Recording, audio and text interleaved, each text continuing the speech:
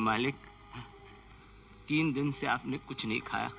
आइए कुछ खा लीजिए। मालिक, ये सब क्या हो गया है? धीरज रखिए मालिक, भगवान की मर्जी के आगे किसका जोर चला है। मैंने भगवान का क्या बिगाड़ा था जो मीना मुझसे छीन ली? मुझे उठा लिया होता। बस कीजिए मालिक, आपका ये दुख मुझसे देखा नहीं जाता।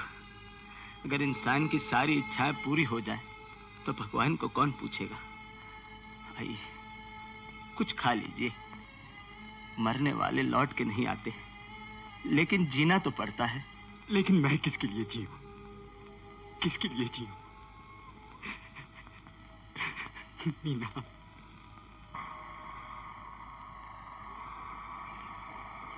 बेटा, मालिक कह रहा है कि तूने कई दिनों से खाना नहीं खाया। आखिर कब तक शोक मनाता रहेगा? आंटी, भगवान के लिए मुझे अकेला चाहिए। बेटा, मरना जीना तो आदमी की किस्मत की बात है। तेरे इस तरह शोक मनाने से कोई फायदा है तो बता दे। गम बढ़ जाता है आंटी, प्लीज। बेटा, मैं तुझे इस हाल में देखूं और चुप रहूं? बस मैं सोच समझ के तेरे पास आई हूँ। भगवान की दया से हमारे पास किस बात की कमी है? करोड़ों की जायदाद है, पहाड़ की हवा बैठे तुझे रास नहीं है। चल मेरे साथ शहर चल, तेरा गम गलत करने के लिए मैं तेरी दूसरी शादी कर देती हूँ। बस करो आंटी, प्लीज। बेटा, इतनी बड़ी हवेली और तू आंटी, आप मेरी फिक्र मत कीजिए, मैं कैसे भी गुजार लूंगा। अगर आपको शहर जाना तो आप शहर चले जाइए।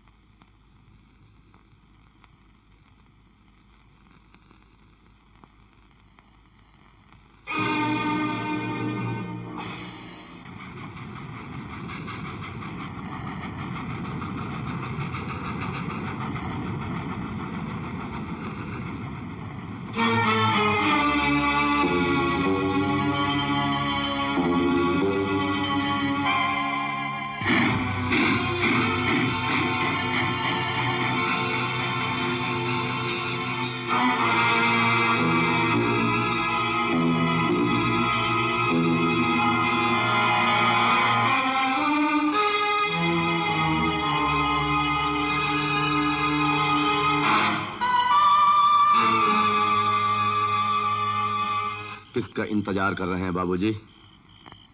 मैं इस वीराने को देख रहा हूँ। अभी तो आपने यहाँ पहला कदम रखा है। यहाँ तो चारों तरफ वीराना ही वीराना है।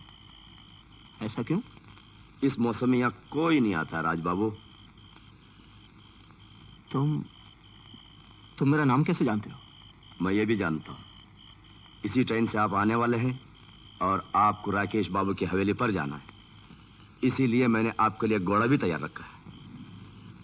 अरे घनश्याम, बाबूजी आ गए, इन्हें पहुंचा दो।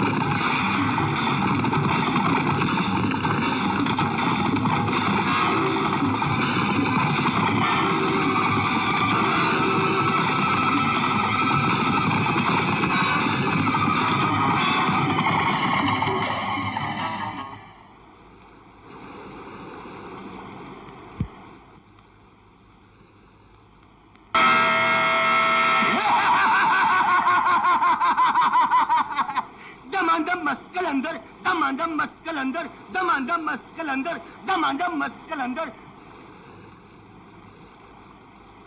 भाजी आपके चोट तो नहीं लगी? हमारी तो जान निकल गई थी। अरे भाई ये तो पोस्टमार्टम के बाद ही पता चलेगा चोट लगी या नहीं लगी। दरअसल घोड़ा कभी नहीं भड़का, हम साले का 8 दिन का राशन बंद कर देगा। हाँ जरूर कर देना। ये लो अपना पैसा और मेरा बैग मुझे देना। सलाम। राम राम।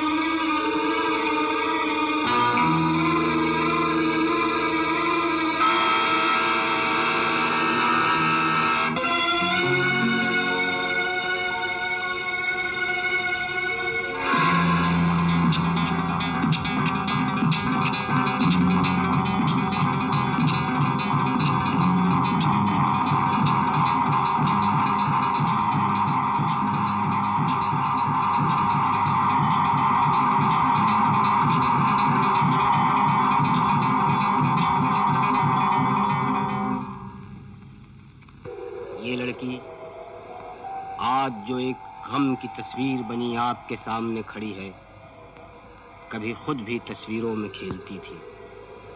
तस्वीरें इसकी जिंदगी थीं, तस्वीरें इसका माहौल था, और ये बजाते खुद एक हुस्न की तस्वीर थी। हुस्न का एक मुजस्समा, शायर का ख्याल उसकी गजल थी। इसकी एक एक अदा पर कायनात का जर्रा जर्रा नाच उठता था। मगर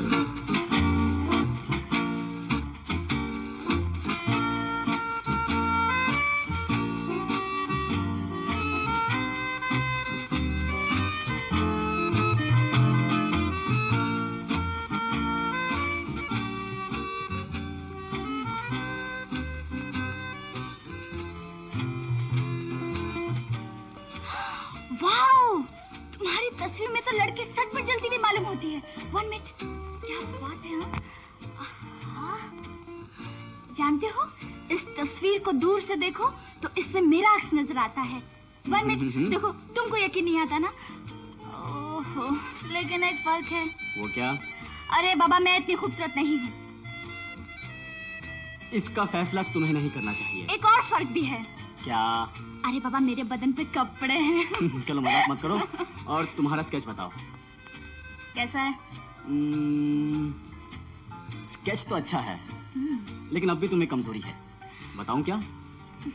तुम अपने सब्जेक्ट की रूह में झांक कर नहीं देखती। अरे बाबा, अभी अनाड़ी हो ना, लेकिन एक ना एक दिन रूह जैसी चीज को बस मैं जरूर कर लूंगी। सच? डबल सच। बाय।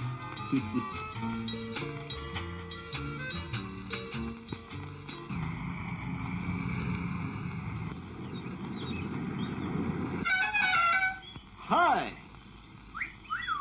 मीना जी, कई बार कहा है कि आप अपने नाजुक पाँव को चलने की जहमत मत दीजिए। कमबख्त की गाड़ी किस लिए खरीदी है? चूल्हे में झोंकने के लिए। अरे अरे अरे अरे अरे मेम साहब, इतनी बड़ी इस गाड़ी को एक छोटे से चूल्हे में झोंकने की सजा मत दीजिए। इससे बेहतर काम भी लिया जा सकता है। आइए, आपको अपनी इस गाड़ी में जन्नत की सैर कराऊं। जहन्नुम में जाए तुम्हारी जन्नत। ओ हो मीना जी, अगर आप चाहती हैं कि मैं आपको अपने आगोश में लेकर इस गाड़ी तक ले चलूं, तो आइए, बंदा हाजिर है। मेरा रास्ता छोड़ो रुपेश। आपके लिए एक नया रास्ता खोल रहा हूँ। बकवास बंद करो और मुझे जाने दो। अगर मुझे हाथ लगाया तो जेल की हवा खानी पड़ेगी, यही ना? बदमाश, छोड़ मुझे। Leave me, you very stupid. छोड़ो मुझे। तुम्हारी मोहब्बत की आग में चल रहा हूँ, जाने मन। एक घूसा पड़ा बच्चे तो फायर ब्रिगेड की घंटियां सुनाई देंगी और तेरी मोहब्बत की आग शांत हो जाएगी। राजू, अबे जा।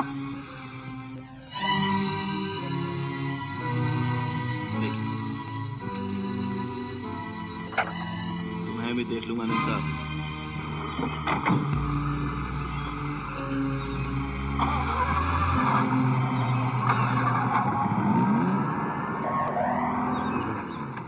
वकील साहब, वो सारे कागजात मुझे मिल गए हैं। जी हाँ, मैं जानता हूँ मैं कितनी मुसीबत में हूँ, लेकिन ये भी तो सोचिए वो अभी जिंदा है। हाँ हाँ। अंकल, आप। हाँ बेटे। आप अंधेरे में क्यों बैठे हैं? कुछ नहीं बेटे। क्या बात है? बस यूं ही। आप कुछ परेशान से हैं? नहीं तो भला तुम्हारे होते हुए मुझे क्या परेशानी हो सकती है? तो फिर आप फोन पे किससे कह रहे थे? कौन जिंदा है? वो परसों तुम्हारा जन्मदिन है ना, वकील साहब से उसी का जिक्र कर रहा था।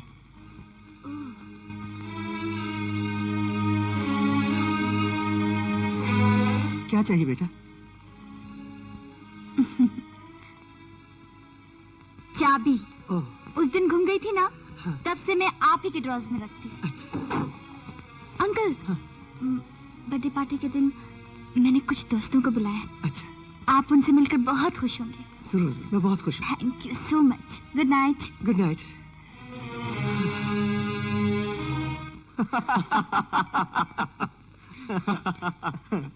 कल पार्टी पे आ रहे हो ना?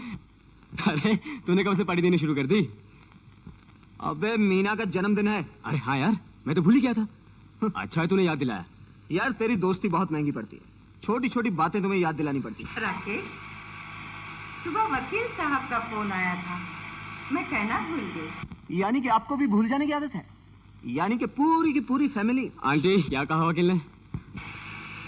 वही पुरानी हवेली वाली बात।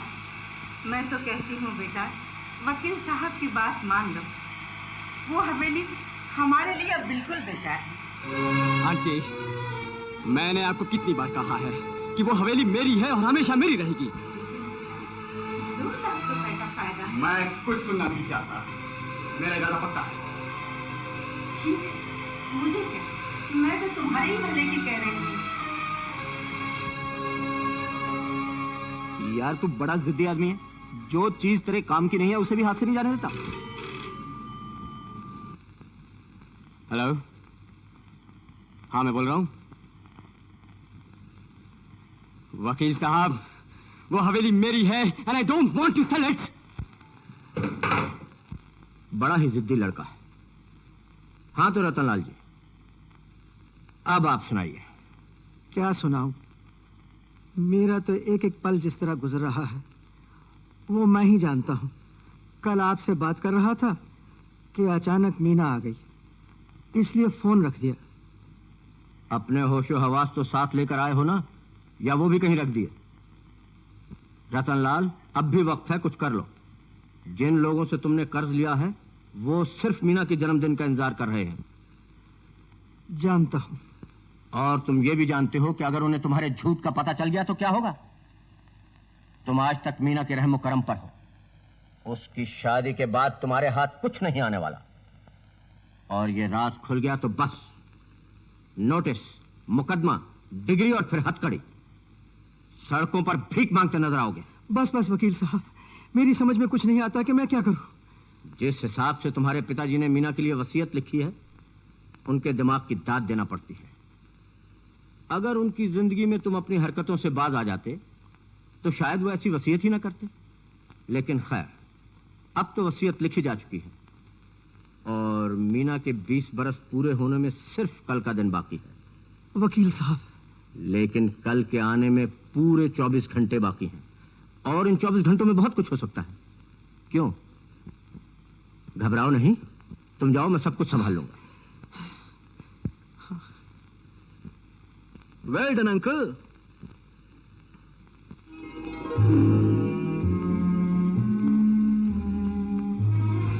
अरे भाई, तुम्हारी सहेली की सालगिरह पर बड़ी रौनक है।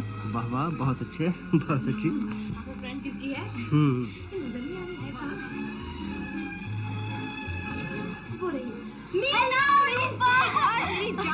मुबारक हो तुझे, मेरी लाइन से लग जाए। अच्छा कितनी स्वीट लगी मेरे भाई।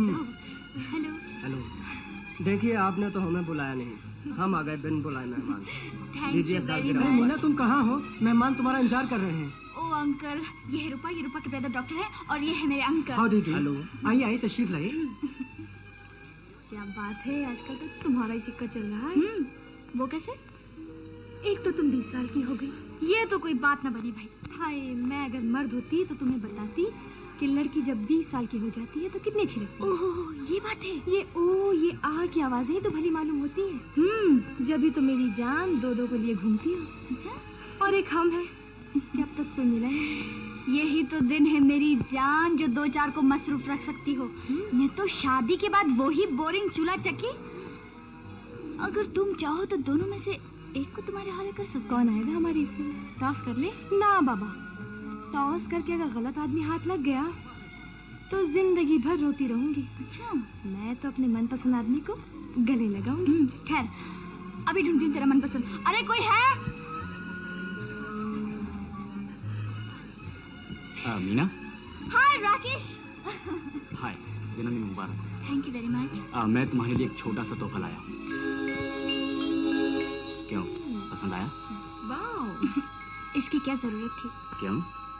हमारे लिए एक फूल काफी था। आप एक फूल की बात कर रही हैं, हम तो आपके लिए पूरा बगीचा उठा रहे हैं। ये लीजिए। Thank you, thank you. अरे वाह वाह वाह वाह, कमाल है भाई। देखते हो कैसा लगता है। राकेश, तुम तो नंबर ले गए। ये वाह वाह वाह, जवाब नहीं तेरा राकेश। अच्छा बाबा, चलो मैं तुम लोग को अंकल से मिलाती हूँ। चलिए। अंकल, अंकल, ये है राजकुमार वर्मा, मेरे college friend. Very pleased to meet you. Hi Rakesh, और ये है राकेश, बहुत बड़े painter. Glad to meet. Glad to see you. अरे भाई, कभी हमारी तस्वीर बना दो, और नहीं तो कार्टून ही बना दो। उसमें राजू उस्ताद है। अच्छा, तो भाई तुम ही बना दो।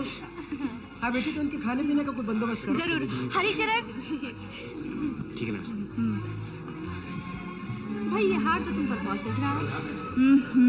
पहनाने वाले का कमाल है। और जो बेचारा खरीद कर लाया उसका कोई कमाल नहीं। तब तो भाई टॉस करने की हमें जरूरत नहीं। चुप।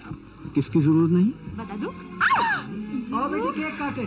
अभी आए अंकल।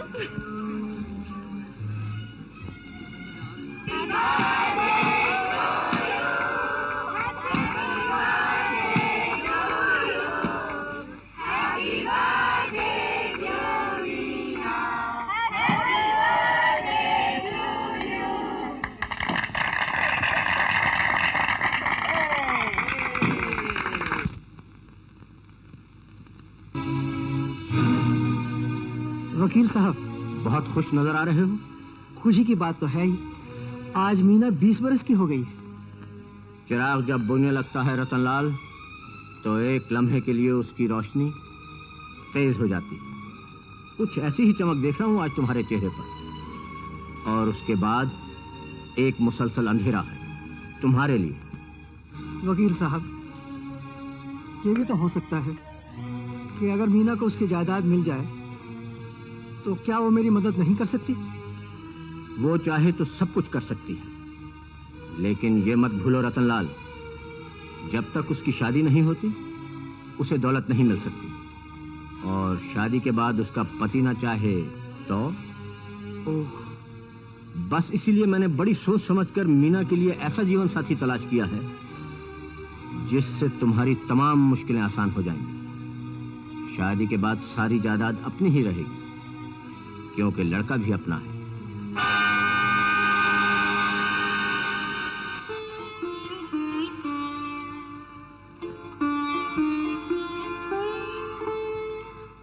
अंकल, आज मैं बहुत खुश हूँ। बेटी, मैं भी बहुत खुश हूँ। आज तुम 20 बरस की हो गई। तुम्हारे दादाजी की वसीयत के मुताबिक आज के बाद 1 महीने के अंदर अंदर तुम्हें शादी कर लेनी चाहिए।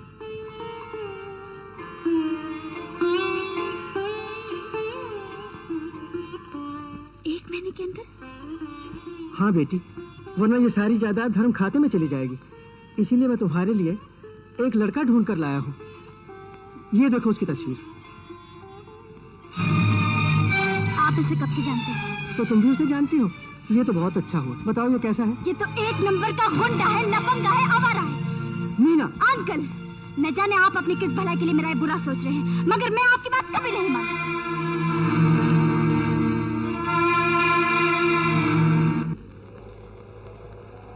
तुम मीना के रहमो करम पर।